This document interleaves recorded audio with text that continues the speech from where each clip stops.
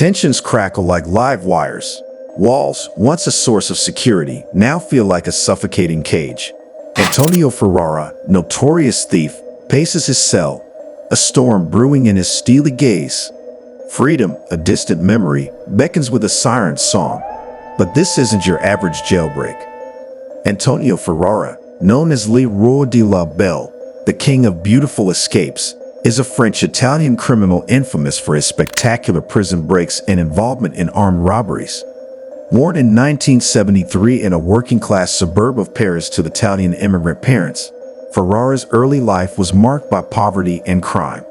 By his late teens, he had already established a reputation within the Parisian underworld. His criminal activities ranged from petty thefts to more serious offenses, including armed robbery and violent confrontations with law enforcement. Ferrara's expertise in explosives and his fearless nature made him a highly sought-after figure in the criminal world. Ferrara's criminal career reached its zenith in the late 1990s and early 2000s. He became notorious for a series of armed robberies, primarily targeting banks and armored vehicles. His modus operandi involved meticulous planning, rapid execution, and the use of heavy firepower and explosives. Ferrara's criminal activities culminated in his arrest in 2002 after a dramatic shootout with police. During his trial, he was convicted of multiple charges, including armed robbery, attempted murder of law enforcement officers, and possession of explosives. His conviction resulted in a lengthy prison sentence at the high-security Fresnes prison, located just south of Paris. Ferrara managed to gather extensive information about the prison's layout, security measures, and daily routines. This intelligence was likely obtained through a combination of careful observation, conversations with fellow inmates, and possibly bribing or coercing prison staff. Understanding the prison's security protocols and identifying potential weak points were crucial for devising a successful escape plan. Ferrara's escape was a collaborative effort that involved both inmates and external accomplices. Inside the prison, he had a network of loyal inmates who were willing to assist him in executing the plan. Outside the prison, Ferrara coordinated with a team of experienced criminals who played pivotal roles in orchestrating the breakout. Over several months, essential tools and resources were smuggled into the prison. These included explosives, firearms, and communication devices. The smuggling operation required careful planning and execution, often involving the use of corrupt prison staff and deceptive tactics during visitations. Before the successful escape, Ferrara had made several unsuccessful attempts to break out of prison. These failed attempts served as valuable learning experiences, allowing him to refine his strategies and address any weaknesses. Each failure highlighted specific challenges, such as increased security measures or unanticipated obstacles, which Ferrara used to improve his subsequent plans. The successful escape from Fresnes prison took place on March 12, 2003, and unfolded in a series of dramatic events that showcased Ferrara's audacity and the meticulous planning behind the operation. On the night of the escape, Ferrara and his accomplices inside the prison initiated the plan. They began by creating a diversion to distract the guards. Simultaneously, Ferrara used smuggled explosives to blow open the door of his cell and several other secure areas within the prison. The explosions were timed perfectly to maximize confusion and minimize the guards' ability to respond effectively. Outside the prison, Ferrara's external accomplices launched a coordinated assault. Armed with automatic weapons and additional explosives, they attacked the prison's outer defenses, creating multiple breaches in the perimeter walls.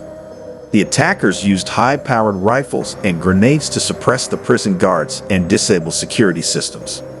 The ferocity and precision of the assault overwhelmed the prison's security personnel, allowing Ferrara and his fellow inmates to make their way to the breached walls.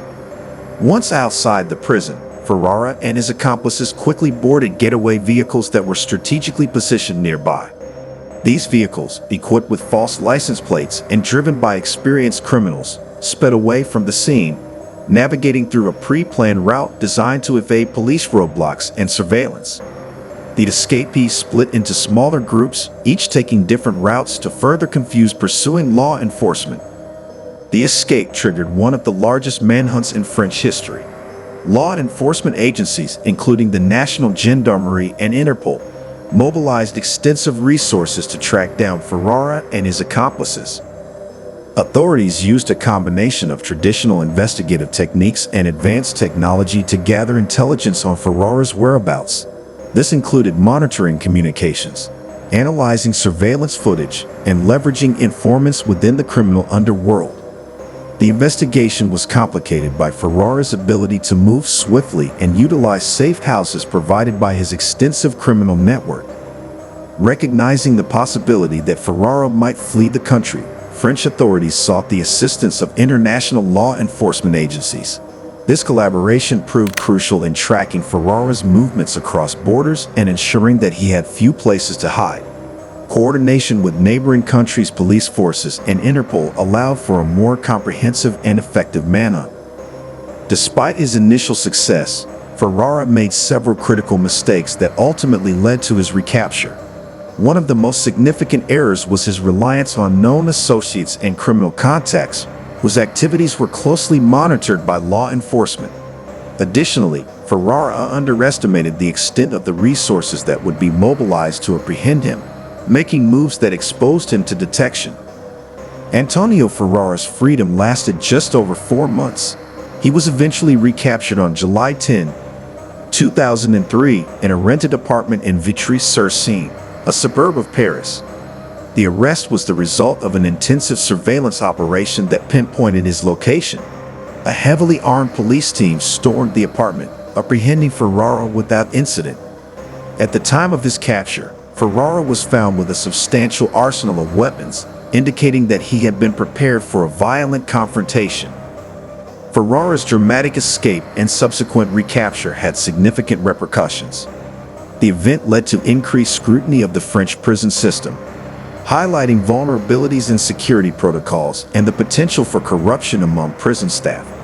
In response, the government implemented a series of reforms aimed at tightening security measures and improving the training and oversight of prison personnel.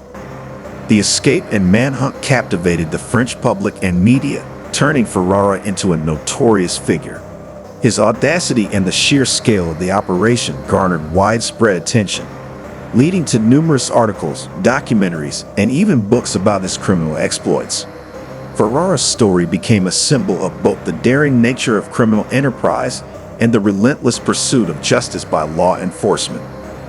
Following his recapture, Ferrara faced additional charges related to the escape, including destruction of property, assault on law enforcement officers, and illegal possession of explosives and firearms. His existing sentence was significantly extended, ensuring that he would spend many more years behind bars. The severity of the new charges underscored the seriousness with which the French legal system viewed his actions. Ferrara's story serves as a compelling case study in the challenges faced by prison authorities and law enforcement in dealing with highly dangerous and resourceful criminals. It underscores the importance of robust security measures, effective intelligence gathering, and international cooperation in maintaining public safety and upholding the rule of law. Did Antonio Ferrara's gamble pay off? Did he orchestrate the most ingenious prison break in history, or did his daring plan meet a fiery demise? So, smash that like button, subscribe for more thrilling hits, and don't forget to hit the notification bell so you never miss an episode.